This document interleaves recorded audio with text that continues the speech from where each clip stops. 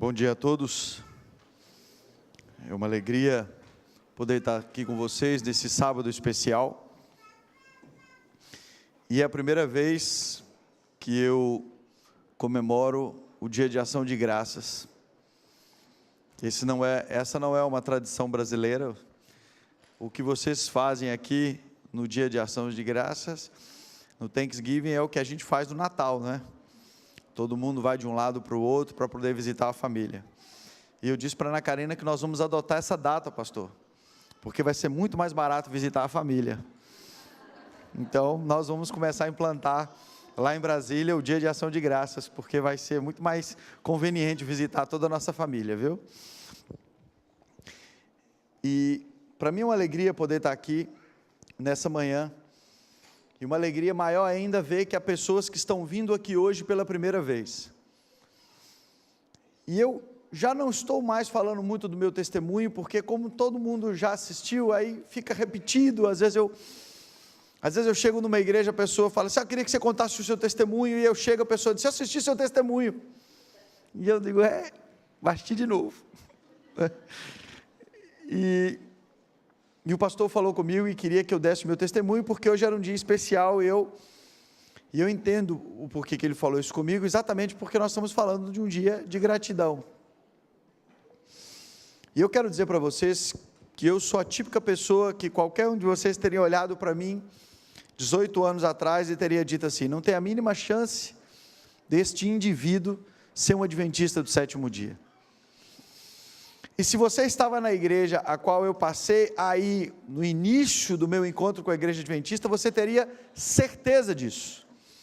Porque a primeira vez que eu vi a igreja, que eu presenciei, pisei numa igreja adventista, foi com o único e exclusivo motivo de tirar 2 amigos meus. Eu vim para a igreja com a intenção de tirar 2 amigos. Para mim, igreja era sinônimo de alienação, uma coisa criada para controle de massas, uma coisa para manter todo mundo calmo, tranquilo e sereno, enquanto nós exercíamos, outras pessoas exerciam o comando de algumas outras pessoas. Bom, e quando eu pisei na igreja adventista a primeira vez, eu senti algumas coisas diferentes, como você que está vindo a primeira vez sentiu também. E é interessante essa experiência, viu, pastor? Porque muitas vezes nós estamos tão acostumados com o que a gente vê aqui, que a gente não se impressiona mais com as coisas, não é? A gente vê um louvor bonito como nós tivemos aqui hoje, nessa manhã, e a gente já está tão acostumado com isso, que às vezes a gente costuma julgar quem está cantando. E disse: olha, falhou aqui uma nota, olha ali, não foi muito bem.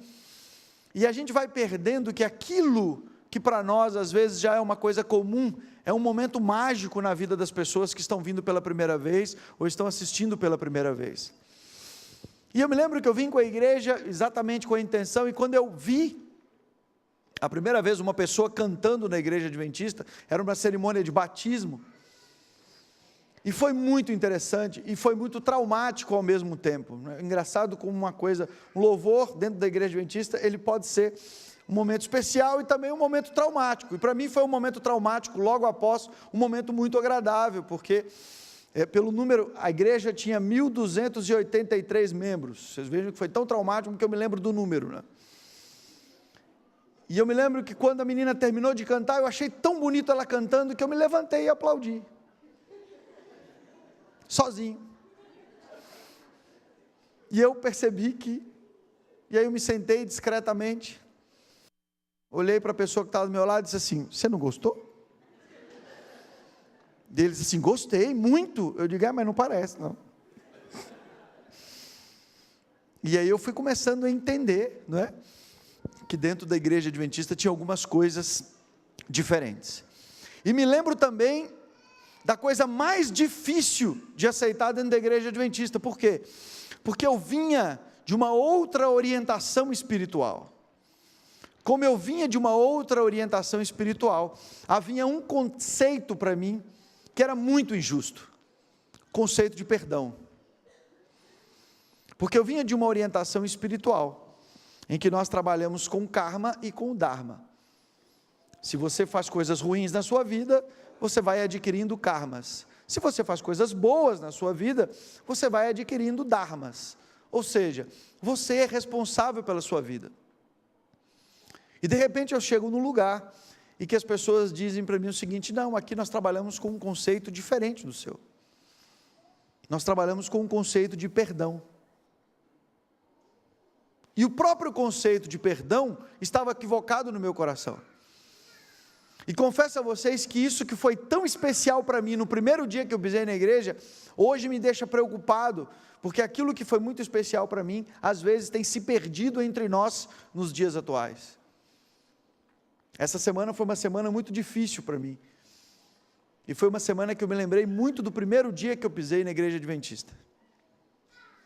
Duas coisas muito importantes eu aprendi quando cheguei à igreja adventista pela primeira vez, até porque, como eu vim para a igreja adventista, para combater a igreja adventista, eu tive acesso a uma verdade muito forte, porque o momento em que o adventista mais deixa vir à tona, e ele busca aquilo que ele precisa, é para se defender.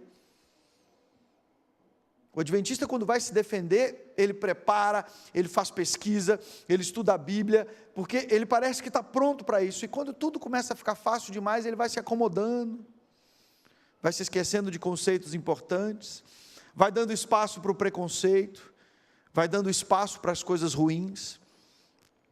E duas coisas importantes eu aprendi quando vim à igreja. A primeira coisa era o conceito de perdão, e era o conceito de que perdão é para quem não merece. Aquilo para mim era muito chocante. Como assim perdão é para quem não merece? Porque se você merece, aí não é perdão, é reconhecimento. Você só pode perdoar quem não merece. E isso era uma coisa muito nova para mim. E hoje me entristece perceber que isso é novo ainda para alguns adventistas que estão aqui há 30 anos. Perdão é para quem não merece. Você conhece alguém que te magoou muito na sua vida, e ele não merece o perdão? Ok, é esse que você tem que perdoar. Porque você só pode perdoar quem não merece. E esse é um conceito tão óbvio, mas que às vezes se perde entre nós. Principalmente, eu fico imaginando isso na cabeça de vocês, que estão aqui num país em que tudo é por mérito, não é verdade? Se você trabalha, você tem. Se você trabalha, você produz. E não interessa qual é o trabalho que você tem, se você dedicar-se com afinco, você vai conquistar aquilo que você quer. Não interessa se você está limpando uma casa, ou não interessa se você tem um importante cargo. Você vai estabelecer uma meta, você vai trabalhar, você vai fazer, você vai chegar lá. E o risco que nós corremos, aqui e em qualquer outro lugar, é de achar que quando a gente fala de perdão, é assim também. Perdão não é assim. Perdão é o contrário. Você só pode perdoar quem não merece. Quem você conhece na sua vida que não merece o seu perdão? Pois eu quero lhe dizer, é esse que você tem que perdoar, porque perdão é para quem não merece. Muito bem, esse foi o primeiro conceito difícil que eu entendi. E o segundo conceito difícil que eu entendi, e isso não demorou, porque quando eu entrei 18 anos atrás, eu me lembro que veio uma menina fazer um sermão. E como na época eu trabalhava em shopping center e tinha acesso a muitas festas, eu tinha loja em shopping center, eu tinha cafeterias, imagina. E aí eu comecei a conhecer, e quando eu olhei para aquela menina, eu disse, mas como é que essa menina está pregando aqui? Imagina, eu fui à igreja adventista para atacar a igreja, e no primeiro sábado à tarde que eu vou num culto JA, quando naquela época minha esposa era diretora JA da igreja, eu me deparo com uma pessoa pregando que eu já tinha me encontrado com ela em outros lugares não muito adequados. E eu disse, e essa moça está fazendo o que aqui? Ela disse, não, ela é a pregadora. Eu disse, mas como é que essa moça está pregando aqui? Por quê? Eu digo, por nada. Por nada. Quando terminou, o meu amigo que eu queria tirar da igreja, eu cheguei para ele e disse assim: você sabia onde é que essa menina anda frequentando? Por que você andou falando isso? Ela estava comigo em lugar tal, lugar tal, lugar tal. E ele disse assim: não, venha cá, vamos aqui, você vai falar isso com o primeiro ancião. E eu não sabia nem o que era primeiro ancião, né? Para mim, eu só estava ali esclarecendo um detalhe. Por quê? Porque a menina do púlpito tinha atacado algumas coisas que eu já tinha visto ela falar algumas vezes. E aí, quando nós chegamos para o primeiro ancião, meu amigo disse aqui: olha, esse aqui é um colega meu, e ele vai te dizer algumas coisas. E eu disse, e o primeiro ancião, muito sábio, viu, pastor? O que seria desta igreja se não fosse a sabedoria de alguns? O senhor não imagina como aquilo me impactou. O senhor não imagina como aquilo me impactou. E eu falei aquilo tudo, e ele disse assim: é a primeira vez que você vem aqui? Eu disse: é. Ele disse: gostou da mensagem? Eu disse: achei a mensagem bem interessante, sim. Ele disse assim: como é seu nome? Eu disse: Luíde. Ele disse: então aprenda uma coisa, Luíde, que vai te ser muito útil na igreja adventista do sétimo dia. Eu disse: o que foi? Ele disse: não confunda a mensagem com o mensageiro.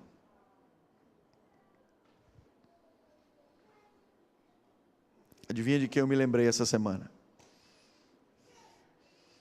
Não confunda a mensagem com o mensageiro. Irmãos, no primeiro dia que eu pisei, eu aprendi uma coisa que tem me sido útil ao longo da minha vida inteira. Sabem por quê? Porque nessa igreja não há ninguém aqui que não precise de perdão. A diferença é que alguns pecados estão no WhatsApp e outros estão no seu coração. Esse é o desafio que nós temos que entender. Eu estou falando espiritualmente, eu não estou falando institucionalmente, não é? Institucionalmente nós sabemos o que temos que fazer quando isso acontece, e é o que está acontecendo. Agora, espiritualmente, não há aqui ninguém que possa confundir a mensagem com o mensageiro. Já imaginaram? Vamos tirar os salmos da Bíblia, pastor? Vamos tirar os salmos da Bíblia, porque Davi pecou. E os provérbios? Não podemos deixar os provérbios na Bíblia, porque Salomão pecou. Já imaginaram? Só sobraria Jesus na Bíblia. Só sobraria algumas partes em que Deus e Jesus e o Espírito Santo interagem conosco. Já imaginaram o nosso desafio? Então, amigos, eu aprendi duas coisas quando eu cheguei à Igreja Adventista pela primeira vez. Perdão é para quem não merece, e não confunda a mensagem com o mensageiro. E posso dizer uma coisa para vocês? Que eu já aprendi muita coisa na Igreja Adventista, muito.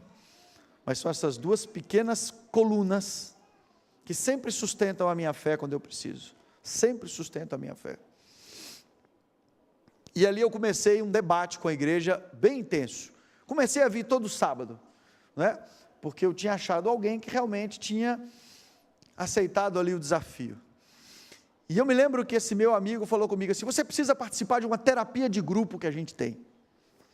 Eu disse: uma terapia de grupo? Igreja com terapia de grupo? Sim, senhor, terapia de grupo. E aí eu falei com ele: um dia eu vou com você. Resultado, toda sexta-feira ele estava na porta do centro acadêmico. Eu era o presidente do centro acadêmico na universidade, e ele toda semana estava na porta. E aí, tem reunião hoje? Vai? Tinha dia que eu ia sair mais cedo na sexta-feira para não ter que me encontrar com ele. E quando eu saía mais cedo, ele disse: ainda bem que eu vim mais cedo hoje, hein? Imagina, você já estava indo embora e a gente não ia. Até que um dia eu resolvi ir na terapia de grupo dele.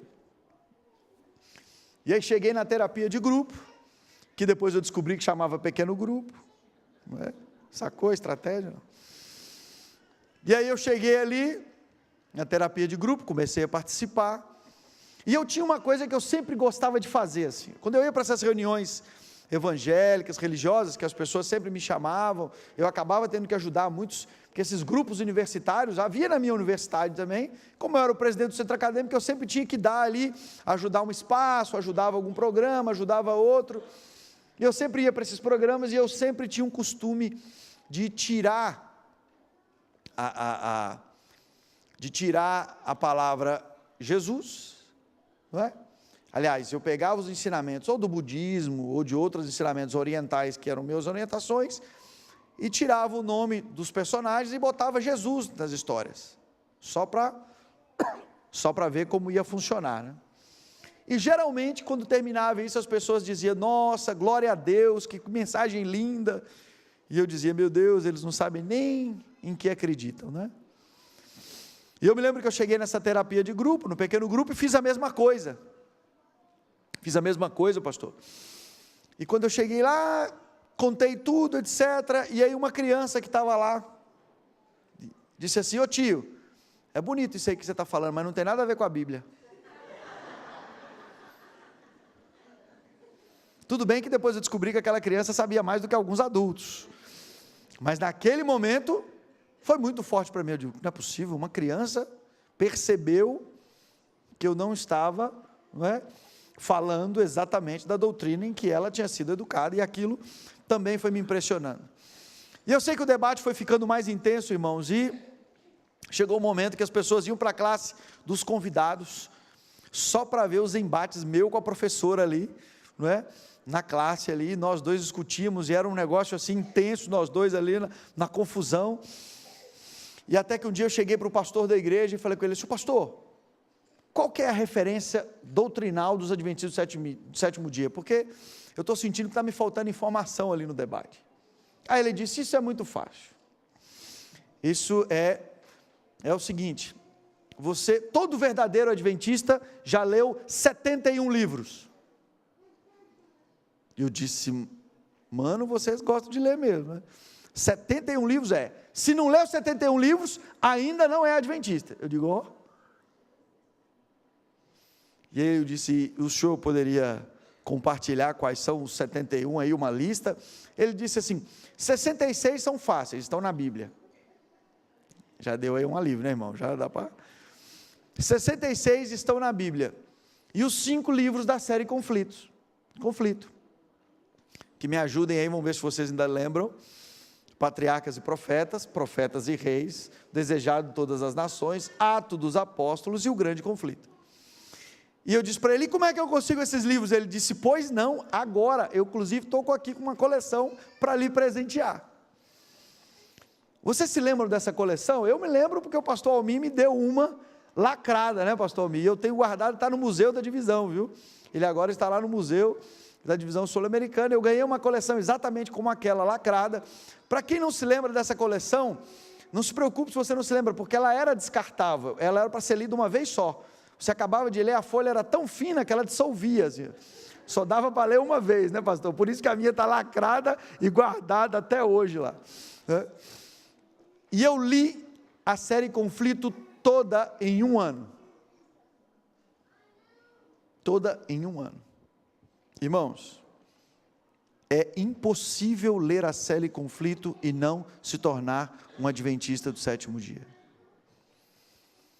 Quando eu terminei de ler a série Conflito, eu só queria uma coisa, ter um encontro com Ellen White. Eu cheguei para o pastor e disse, como é que eu faço para visitar, assistir alguma palestra de Ellen White? Aí o pastor ele disse, vamos ter que marcar o seu batismo. Eu disse, por quê? Para falar com ela só no batismo? Não. No batismo você provavelmente vai ressuscitar na primeira ressurreição, e pode ser que você se encontre com ela no céu, porque ela morreu em 1915. Né? Eu disse, como? Morreu em 1915? Ou seja, era impressionante, algumas coisas que nós estamos acostumados no dia a dia, era incrível ver que uma mulher podia ter escrito aqueles livros com tanta precisão, com tanta coerência, com tanta inteligência, com tanta precisão histórica e argumentativa, naquela época, tratando de assuntos que eram assuntos tão atuais, e até hoje é incrível, né? E até hoje é incrível como ela sabe o que fala e o que diz. E muito bem, chegou o momento de me tornar um adventista do sétimo dia. Virei para o pastor e disse, pastor, olha, já li os 71 livros, estou pronto, já estou guardando o sábado, a minha empresa está funcionando, obviamente, todo mundo lá, mas eu estou guardando o sábado. E o pastor disse: Luigi, eu temia este momento e ansiava este momento. Ele disse: por quê? Porque tem algumas coisas para a gente mexer, antes de você se tornar adventista. E eu disse: quais são, pastor? Ele: bom, por exemplo, vamos começar pela parte mais fácil. Qual é a parte mais fácil, pastor? Bom, a parte mais fácil é que você já aceitou a doutrina. E agora nós vamos ter que começar com algumas coisas. Por exemplo, as suas empresas. Suas empresas funcionam em shopping centers, são cafeterias. Um adventista não pode vender café. Eu falei: pastor, tudo bem, agora, e a distribuidora de café? Porque eu tinha uma distribuidora de café. Eu comprava café do produtor, preparava o café, empacotava, fazia, tratava, e eu tinha as máquinas de café espalhadas em empresas, etc. E tal. Eu era barista, regulava, testava as máquinas, etc. Eu disse: pois é, não dá para o adventista lidar com isso. Eu disse: bom, imagine, né? Enquanto eu estava preocupado com a teoria da prosperidade, quanto mais adventista era, mais pobre ficava, né? E ele disse: a cafeteria não vai dar. Aí eu disse: e o que o senhor sugere? Ele disse: que você pare de vender café nas cafeterias, né? Eu disse: vamos ver, né, o que vai dar. Ele disse: bom, vamos falar logo tudo de uma vez. A gente também tem a questão, coisas de carne de porco, cigarro. Eu digo: bom, é uma cafeteria que não vende cigarro, que não vende sanduíche, que não vende nada. Pastor, eu acho que eu vou ter que acabar com os meus negócios. Ele disse: não, mas não faça isso. Eu digo: então, eu faço o quê? Dê aí uma consultoria para mim aí, o que eu faço com as cafeterias que não pode vender café? E a distribuidora de café, eu vou distribuir o quê no lugar? Ele disse: Luigi, vamos orar para que Deus te ilumine, e assim foi, não é? E assim foi, eu indenizei 32 famílias que trabalhavam comigo, paguei todas as minhas dívidas, rescindi todos os meus contratos nos shopping centers, onde eu tinha as cafeterias, porque obviamente as cafeterias não podiam abrir no sábado, então não adiantaria nem eu alterar, e foram momentos bem difíceis e felizes da minha vida. Eu me lembro bem, o dia seguinte ao meu batismo, eu nunca fui tão pobre e tão feliz na minha vida, uma coisa assim inexplicável. Olhei e falei: agora eu vou ser estagiário do Tribunal de Justiça.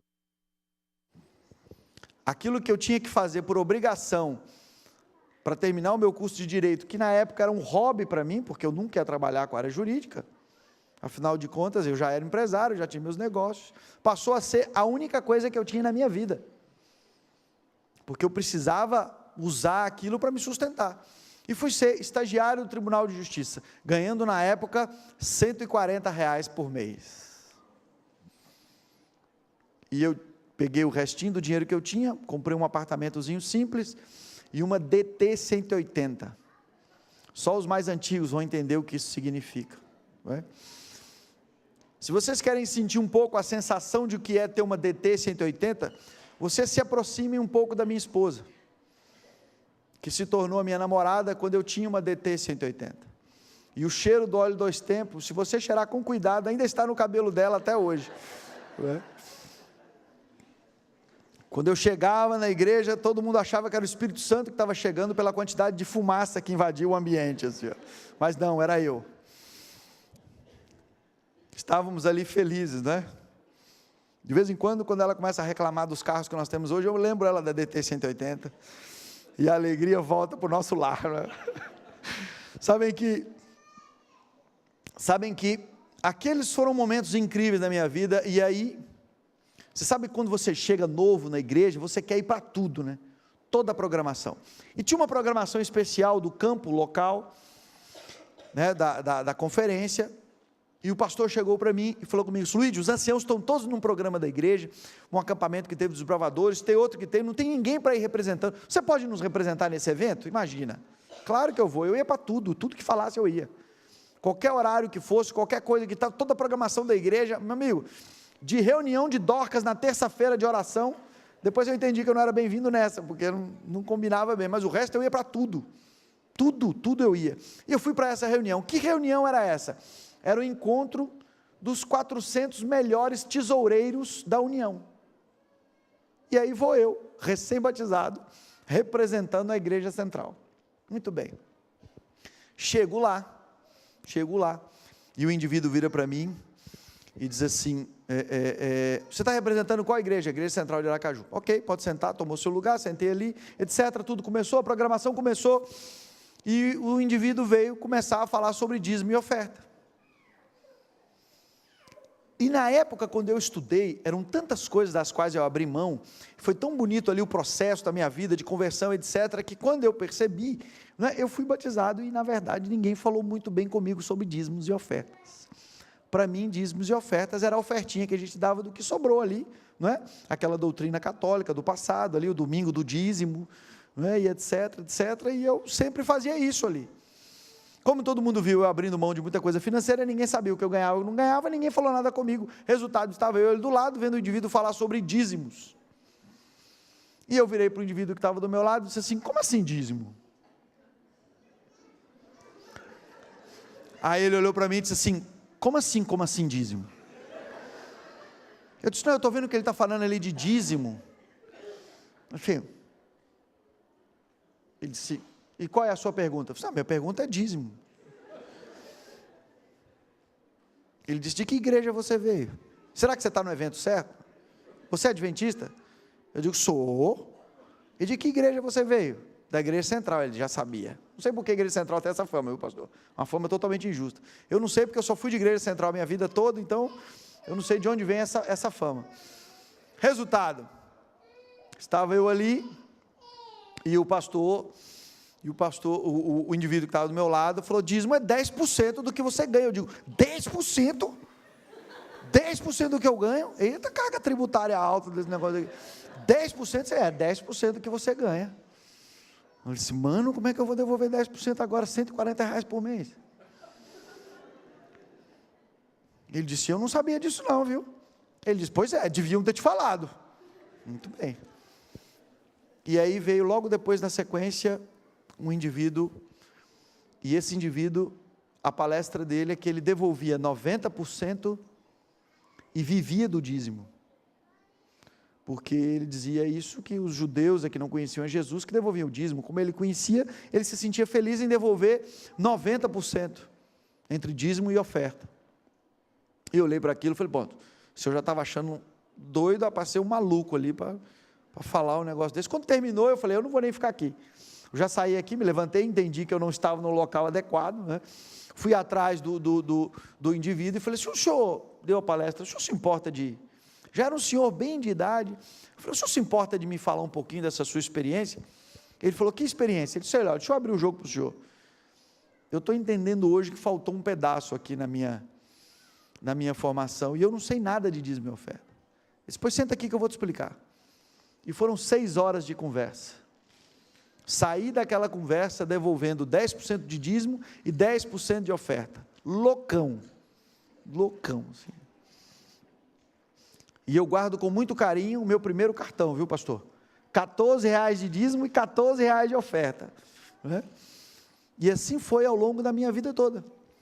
E sabe, irmãos, foi um milagre atrás do outro. Eu não vou ter tempo de contar todos, nem como foi que eu cheguei, mas a questão mais incrível é que eu fui crescendo naquela situação, fui crescendo como profissional, sempre fiel, e eu me formei. E quando eu me formei, foi um momento muito difícil, porque o médico, quando se forma, é médico, né? O engenheiro, quando se forma, é engenheiro, né? O arquiteto, quando se forma, é arquiteto. E o bacharel em direito, quando se forma, ele é desempregado. Porque ele não fez a OAB ainda, ele não é advogado, né? Ele não passou pelos exames todos que o Estado exige, ele não é advogado. Ele não passou num concurso para juiz, ele não é juiz. Não passou num concurso para promotor, não é promotor. E assim sucessivamente. E eu tinha que me sustentar, né? Resultado, vendia DT para pagar o diploma, imagine, né? Que situação. Vendia DT para pagar o diploma, estava a pé, mas com o diploma na mão. E aí começa a história do que é ser um jovem fiel a Deus.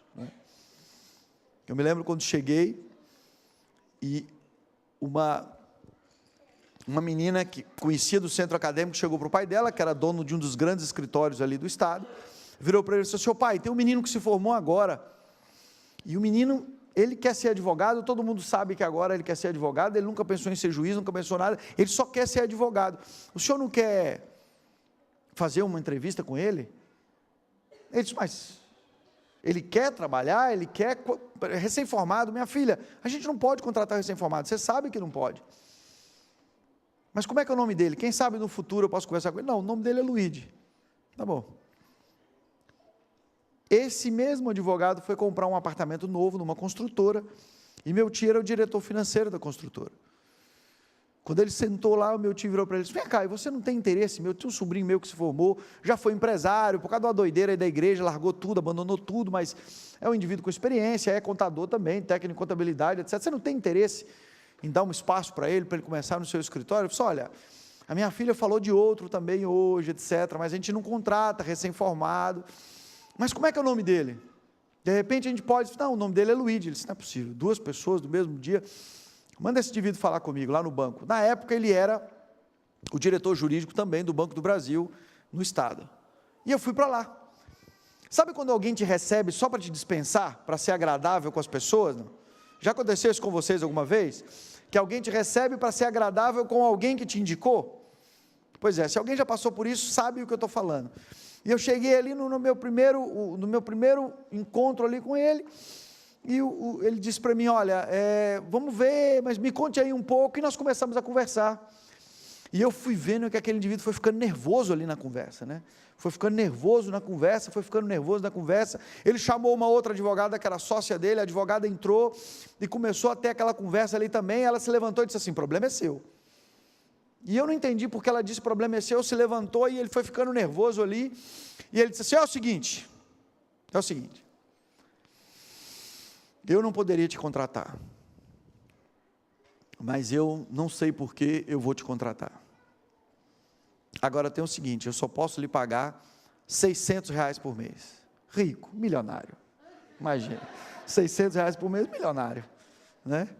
Imagina, eu só comia miojo nessa época, vou passar a comer miojo cremoso, né? E aí, aquilo mudou totalmente, sabe, pastor? Só um corte epistemológico, eu estou vendo que meu tempo já está acabando, viu? Mas uma irmã uma vez falou comigo assim: ô Luiz, não fala esse negócio de miojo na igreja, né? Porque não é tão saudável assim. Eu disse a ela: ô irmã, o que é mais saudável, miojo ou fome? Entendeu? Se você pode comer algo mais do que miojo, faça isso. Agora, se não pode, amigo, garanta o miojo, né? Porque... Então, resultado, se alguém é estudante aqui sabe a importância que o miojo tem, não é verdade? Todo mundo sabe a importância que o miojo tem. Quando alguém fala mal do miojo na minha frente, eu digo: irmão, você não sabe o que você está falando, né? Um ferro de passar roupa, numa panelinha, miojinho, aquilo ali, amigo, já salvou muita gente, viu, pastor? Muita gente, né? Muito bem, eu sei aqui que nunca ninguém passou por isso, mas... Então, estava ali, R$600 por mês, eu me lembro que eu saí ali do banco, pastor, eu estou sentindo que eu vou passar um pouquinho, só um minutinho ali, viu? O senhor vai me corrigir, né? Na hora que o senhor falar que não dá mais, eu estou conectado com a cozinha, na hora que o almoço estiver pronto, né? Na hora que o almoço estiver pronto aqui eu termino. E aí na hora que eu cheguei ali, imagina, R$600 por mês, um homem rico, né? Fui para o banco para comprar um carro. E o que eu estou contando isso para vocês? É para vocês entenderem que aquele advogado não ia me contratar. Ele me chamou ali para ser agradável com a filha dele e com meu tio. O que ele não contava era com o Espírito Santo na cabeça dele assim: contrata. Entendem? Essa é a questão de ter Deus como um parceiro, é isso que faz a diferença, né? Quando eu falo parceiro, eu não estou falando de teoria da prosperidade não, irmãos, porque houve um momento da minha vida que a maior bênção que eu tive foi ficar pobre. Teoria da prosperidade na igreja adventista é essa: você tem aquilo que você precisa. Se você não está pronto para ser rico, é melhor ser pobre. Se você não está pronto para ter classe média, é melhor ser pobre. Se você está pronto para ser milionário, que você seja. Não interessa qual é o contexto. A teoria da prosperidade na igreja adventista é você estar bem com Deus, é você suplicar: o Senhor, me dê a condição em que eu vou estar bem com o Senhor. Esse é o grande desafio dentro da igreja adventista. Muito bem, cheguei no banco, virei para gerente, né? daqueles momentos, e tome muito cuidado com as promessas que você faz, quando você é uma pessoa que não tem muita coisa, porque essas promessas vão te visitar depois, né? Eu cheguei para essa gerente e falei, se eu estou aqui para financiar um carro, ela disse, você já escolheu o carro? Eu digo, já, escolhi esse carro aqui. Não sei se vocês conhecem esse carro, pelo menos, conhece não? Vocês conhecem esse carro, pelo menos? Não? Pelo menos não ando de ônibus, né? Era a condição do meu carro tinha acabado de completar 10 mil quilômetros. Por que 10 mil quilômetros? Porque ele já tinha rodado 1 milhão. Antigamente, vocês se lembram que aquele era digital? Ele rodou e ficou zero de novo, né? Ele ficou zero de novo, né? E ele já estava com 10 mil depois de ter dado a primeira rodada e ficado zero de novo, né? E era um carro de muita alegria. Eu sou muito grato a Deus, porque ele já estava bem podrezinho, uma pessoa bateu na traseira dele, empurrou e bateu no outro da frente. E ela chegou para mim e disse, meu filho, estraguei seu carro. Eu digo, não, a senhora não estragou, a senhora acabou de consertar ele todo. Foi a minha alegria, ainda rodei com ele mais um tempo, por causa dessa batida, que ficou todo novinho de novo, né, consertado ali. Resultado, cheguei para a moça do financiamento e disse para ela, falei, minha senhora, eu quero financiar. Ela disse, você vai dar quanto de entrada?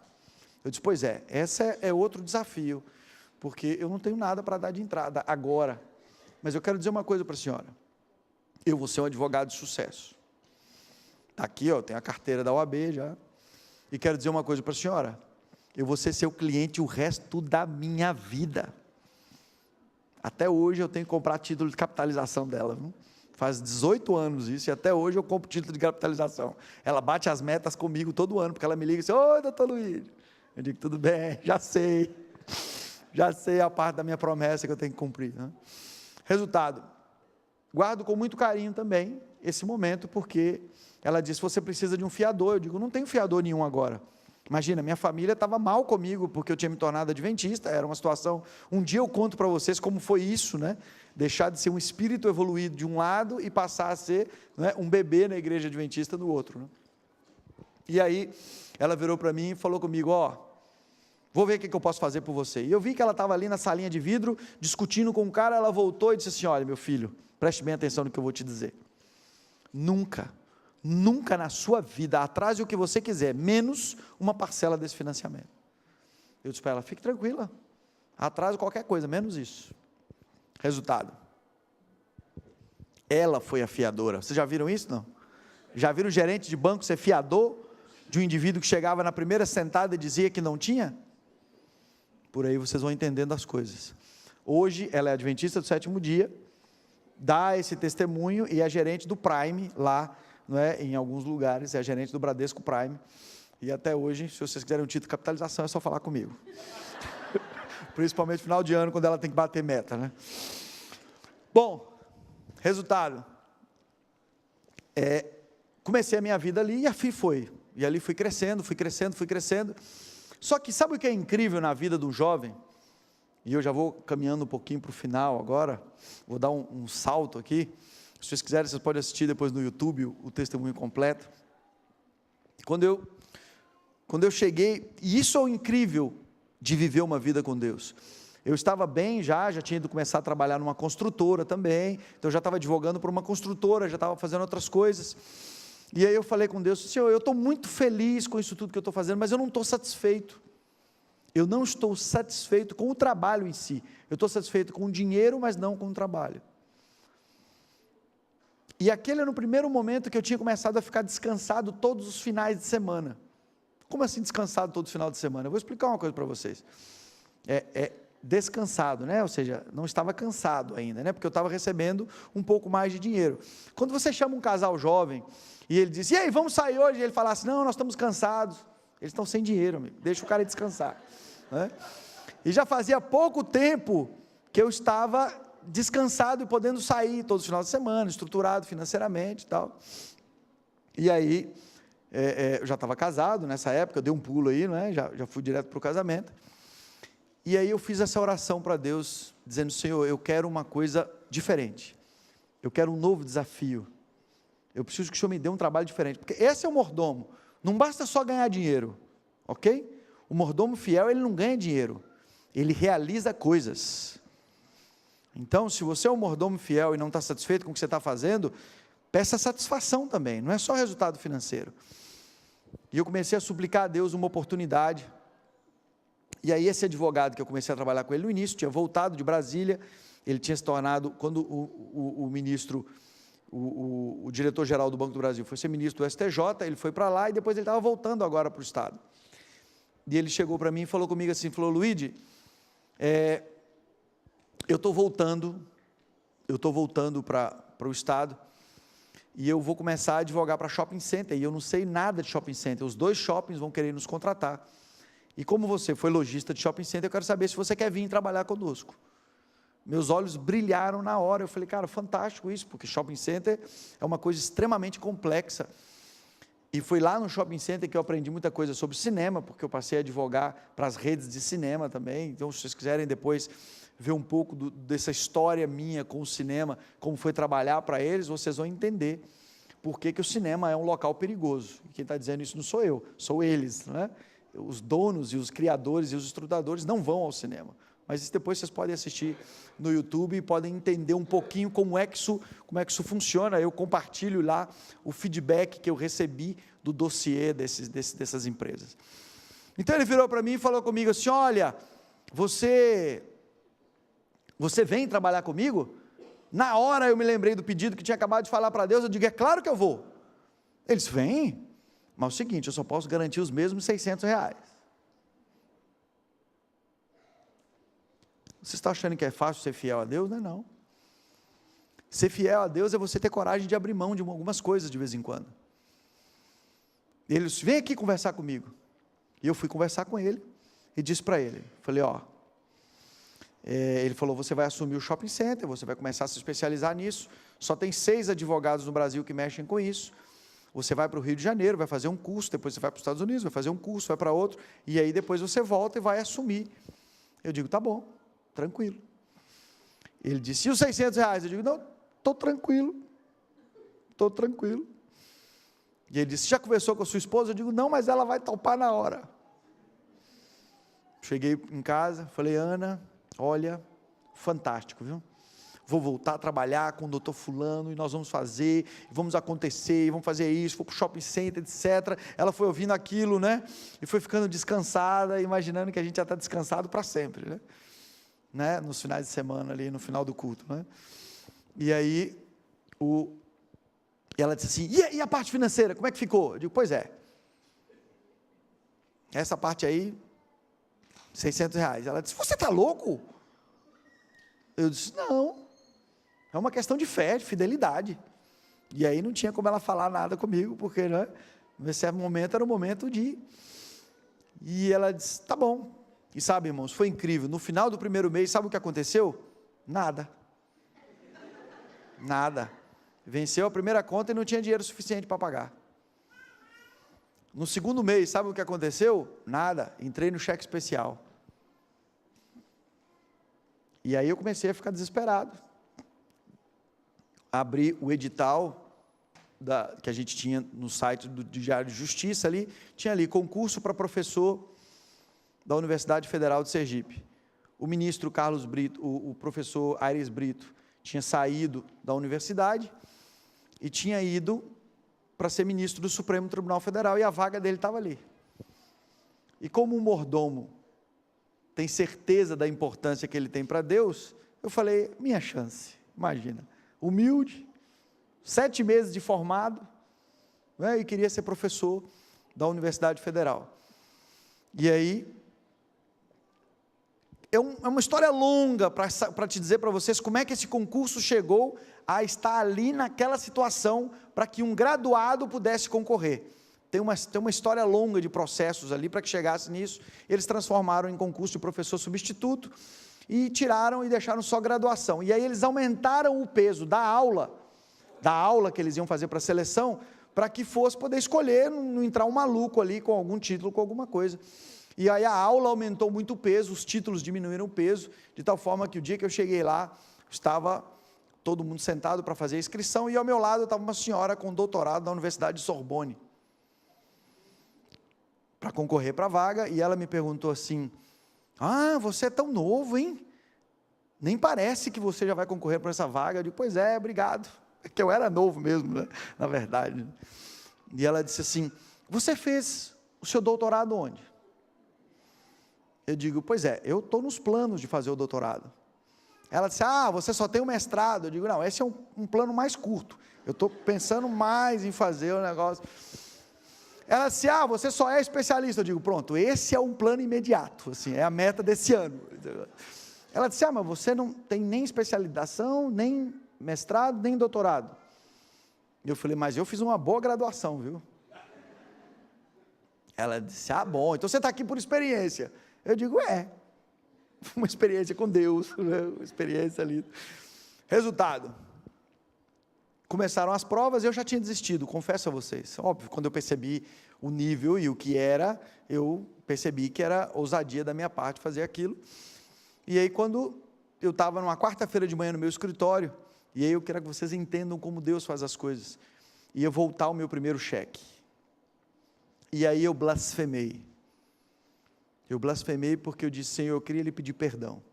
Perdão porque eu não entendi como funciona esse negócio de mordomia. Perdão porque eu fui um irresponsável em ter aberto mão da construtora. Perdão porque eu tenho compromissos para pagar. Perdão porque eu fiz tudo isso arriscando a minha família. Perdão porque eu fiz tudo isso e eu queria lhe pedir perdão por isso. E eu queria dizer ao Senhor uma chance para eu voltar hoje na construtora, pedir de volta o meu emprego, pedir de volta as minhas coisas e retomar tudo aquilo que eu tenho que fazer.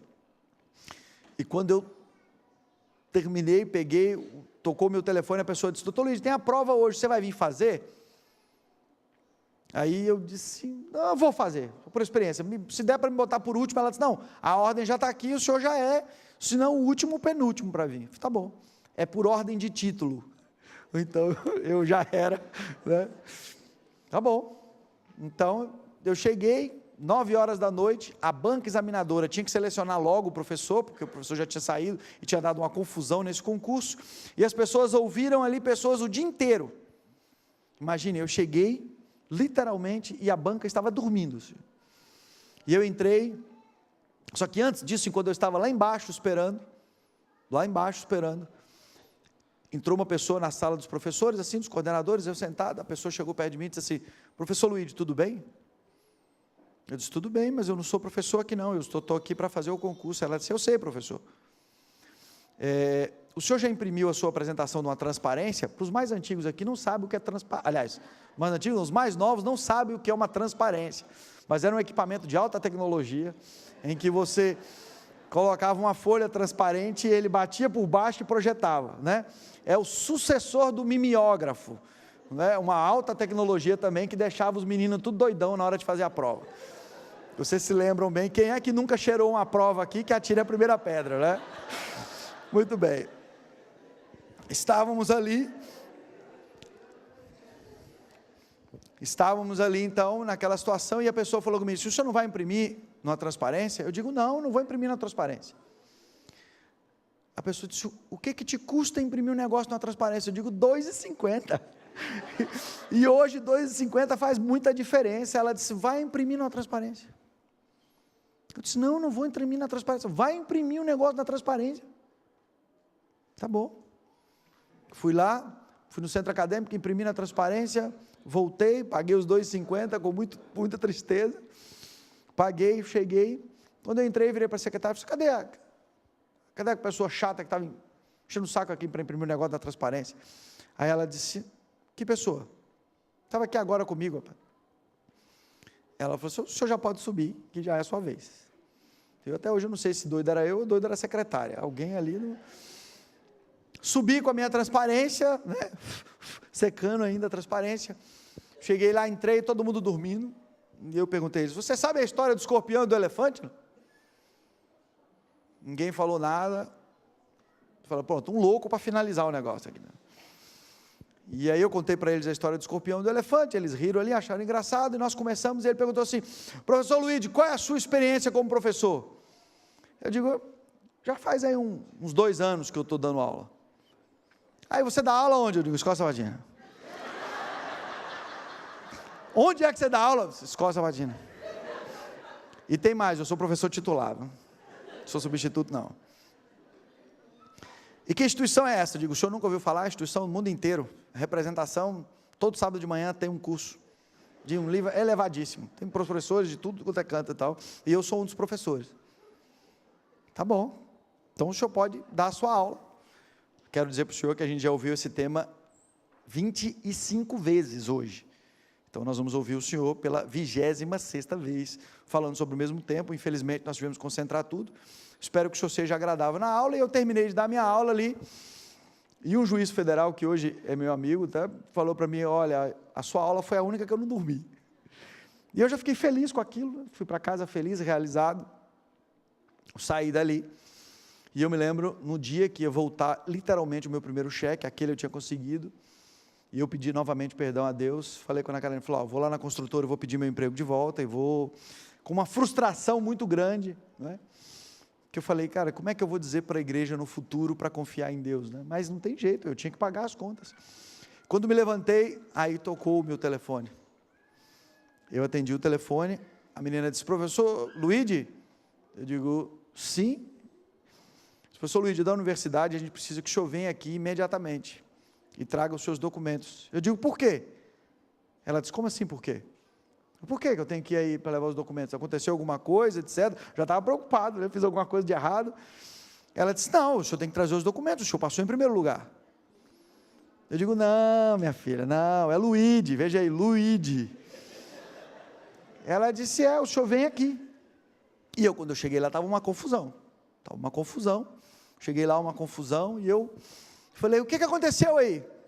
Essa moça, doutora em Direito Comercial, que passou no concurso seguinte, que foi minha colega depois, foi muito engraçado depois, e ela virou e disse assim, um absurdo. Eu digo, o que foi? Ela disse, um menino passou no concurso. Eu digo, não. Ela disse, um absurdo, igual você assim, ó, nem mestrado tem. Eu digo, não tem mestrado, rapaz? E ela disse, e o pior você não sabe. Eu digo, diga que eu não sei mesmo. Ela disse, o pior, e depois a gente riu muito, depois nós dois juntos, dando aula, né? Ela disse, e o pior você não sabe. Eu digo, o que foi? Ele estava em segundo lugar, o que já era um absurdo, né? Eu digo, é verdade, já era surpreendente mesmo. E ela disse assim, e sabe por que ele passou em primeiro lugar? Eu falei, não, porque eles mudaram todas as regras do concurso, para não poder entrar alguém que não sabia dar aula, porque como eles tinham baixado o nível, para poder entrar e para poder ampliar o número de pessoas, eles baixaram o nível e eles aumentaram as questões pedagógicas, e eu não sei de onde esse guri tirou essa ideia, ele usou na apresentação dele uma transparência, e por causa dessa transparência, ele ficou 0,02, alguma coisa, na minha frente. Eu disse, mano, vamos ver, né, como é que vai ficar essas coisas aí. Eu nunca mais vi a pessoa que me mandou fazer a transparência. Pode ser que em algum momento eu me encontre novamente, sabe? Eu não quero dizer para vocês que foi anjo, que não foi, porque não é a minha ideia especular em cima disso, eu nem procuro especular em cima disso. Eu nem quero colocar minha fé dependente de mitos ou de realidades, eu não estou nem entrando nesse mérito. O que eu quero dizer para vocês é o seguinte, eu não ia fazer a transparência e fiz por causa dela. E sabe que, quando eu comecei a ser professor da universidade, aí mudou tudo, vocês já podem imaginar. Substituí um cara que foi ser ministro do Supremo Tribunal Federal. Aí, meu amigo, eu saí de recém-formado para professor titular, fui dar aula de outras coisas, comecei a ampliar, quando voltei para o escritório já virei sócio, resumindo rapidamente, pastor, para dar aí um baita de um salto, né? Aos 28 anos de idade, depois de ter me tornado professor da universidade, professor de outras faculdades, eu era o maior dizimista da igreja.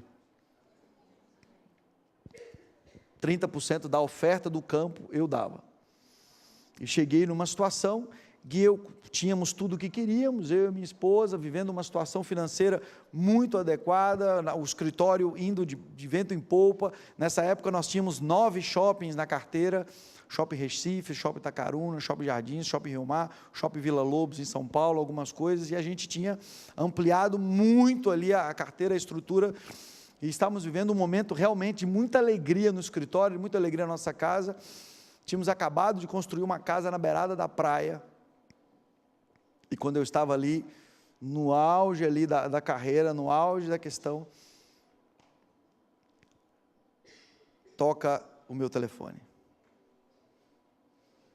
E aí era o tesoureiro da União Nordeste, nessa época o meu escritório trabalhava para a igreja também, e ele disse assim: olha, tem 2 pessoas aqui que querem falar com você, e a proposta é que você deixe tudo o que você tem, e venha para trabalhar com a igreja. Eu estou resumindo essa parte final, o nosso tempo já acabou, mas o que eu quero dizer para vocês é que eu fui para a universidade depois de 1 ano, pedi exoneração do meu cargo, vendi o meu escritório novamente, entreguei tudo que eu tinha, dispensei os 16 advogados que trabalhavam para mim, e eles ficaram com outros que assumiram a sociedade, e o desafio foi largar tudo e ser obreiro da igreja. Confesso a vocês que eu vivo muitos desafios, não é fácil, de vez em quando é muito estranho ver as pessoas olharem para a obra, olharem para nós e imaginar, não é, o que a gente faz, qual que é o nosso desafio, imaginar que é fácil os desafios que a gente tem, mas eu quero dizer para vocês, nós que estamos trabalhando para a igreja, somos exatamente iguais a todos vocês. Vocês acham que a gente não sofre? A gente sofre. Vocês acham que a gente não passa por desafios? A gente passa. Vocês sabem, essa semana foi uma semana péssima para nós, de muito sofrimento, de muita tristeza. Há muito o que ser feito. Mas eu quero dizer para vocês, eu recebi um chamado de Deus, primeiro para vir para a igreja, depois para abrir mão de todas os meus negócios, depois comecei tudo de novo, e depois fui chamado de novo pela igreja para abrir mão de tudo e começar do zero de novo. Então quero dizer uma coisa para vocês, eu não tenho medo de nada, eu tenho medo de não deixar, por algum motivo, deixar de ser fiel, isso eu tenho medo, porque como eu já comecei do zero 3 vezes, e Deus me deu sempre mais do que eu tinha da primeira vez, do que eu abri mão, só me resta confiar nele. Hoje eu trabalho para a obra, tenho uma equipe de 150 advogados, trabalhando para a divisão sul-americana, todos obreiros, todos com dedicação exclusiva, e muitos deles com uma história muito parecida com a minha. A igreja cresce com toda a força e vai continuar crescendo, mas eu termino nessa manhã dizendo para vocês, nunca deixem de ser fiéis, sabem por quê? Porque não tem problema começar do zero, a gente está pronto para começar do zero a qualquer momento. Você é jovem, está começando a sua vida, mano, contrate o Espírito Santo para estar junto com você, e quando eu falo contrato, vocês estão entendendo o que eu estou dizendo, não estou falando que é um contrato toma lá da cá não, até porque pode significar que você entregar a sua vida a Deus, você precisa de ser pobre para depois ser rico, ou ser rico para depois ser pobre, o que é mais difícil, viu? Vou dizer para você, não é fácil não. E o que é mais incrível ainda, você ter pessoas olhando para você em tudo aquilo que você faz. Hoje mesmo que eu tenha dinheiro, eu não posso comprar o carro que eu quero, porque as pessoas têm que entender que o meu passado não interessa, o que interessa é o que eu ganho hoje, e o que eu ganho hoje não dá para ficar exibindo. É um desafio para nós, é um desafio às vezes viajar de férias e dizer para minha esposa, não poste nenhuma foto, não, mas a gente não está aqui com o dinheiro da obra, a gente está aqui com o nosso dinheiro, não interessa, nós somos obreiros, e pode ser que as pessoas não saibam do nosso passado, não saibam da nossa história, e nós temos que ter cuidado para não ser pedra de tropeço para ninguém. E vou dizer uma coisa para vocês, irmãos, não deixem de confiar na mensagem, porque algum mensageiro falhou. E lembre-se, perdão é para quem não merece. Pode ser que nesse momento você esteja querendo mais uma chance, pode ser que nesse momento você esteja querendo receber de Deus mais uma chance, de querer iniciar um movimento diferente.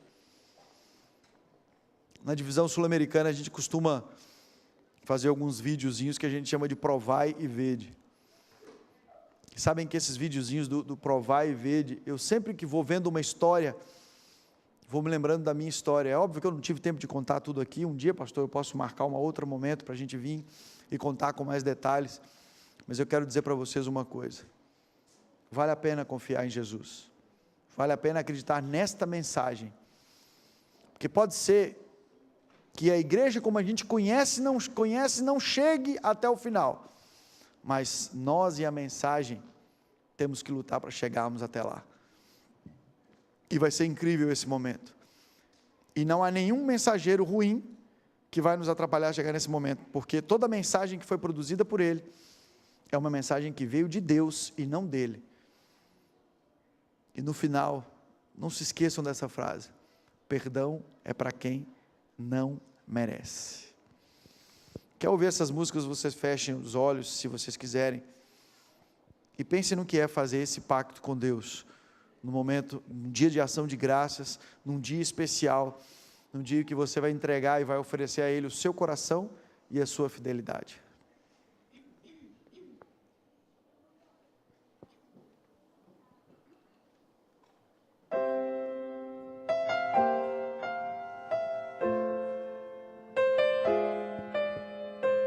Fica conosco, Senhor, mais uma vez.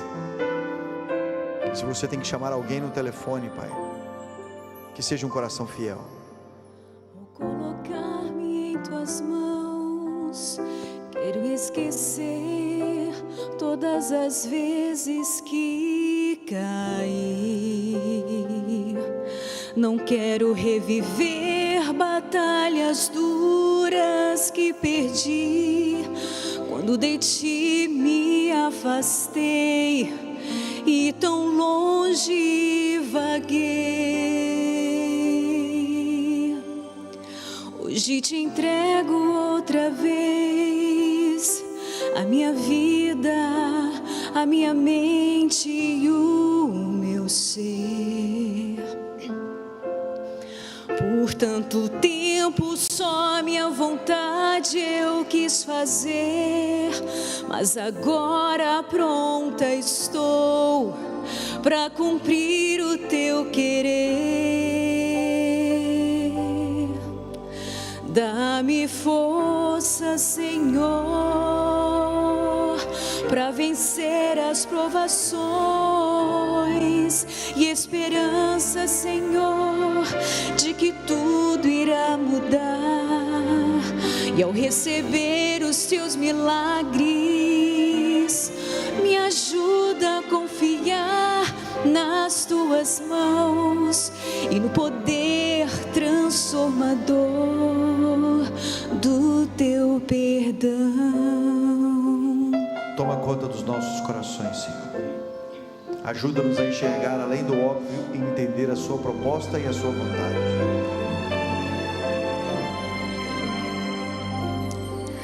E ao me entregar-te outra vez, eu só te peço, nunca mais me deixe. Nunca mais. A tua companhia é o que jamais quero perder.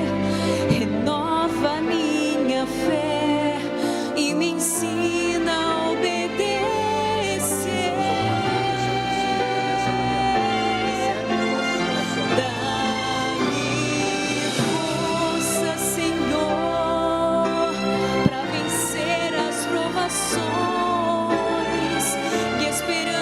Senhor, de que tudo irá mudar.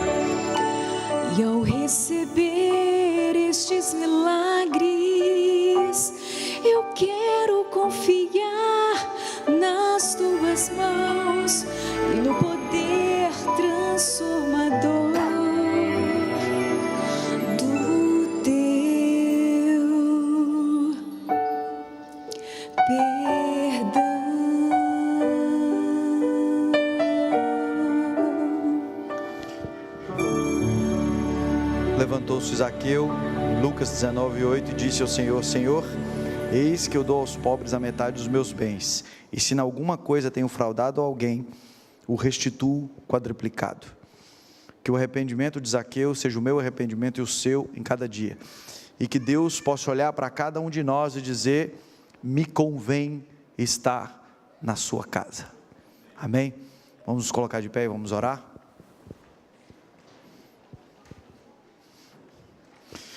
Grandioso e eterno Deus, santo, santo, santo é o teu nome, Deus onipotente, Criador dos céus e da terra.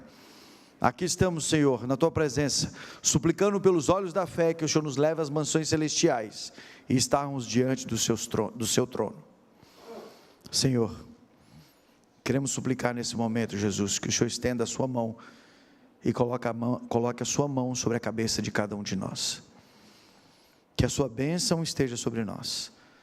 Que possamos entender, Senhor, que os grandes desafios dessa vida não estão relacionados ao dinheiro, mas ele pode ser um instrumento bem interessante de entender e vivenciar aquilo que o Senhor quer de cada um de nós, aquilo que o Senhor vai retirar, aquilo que o Senhor vai nos dar, aquilo que o Senhor vai nos transformar e aquilo que o Senhor vai nos resgatar.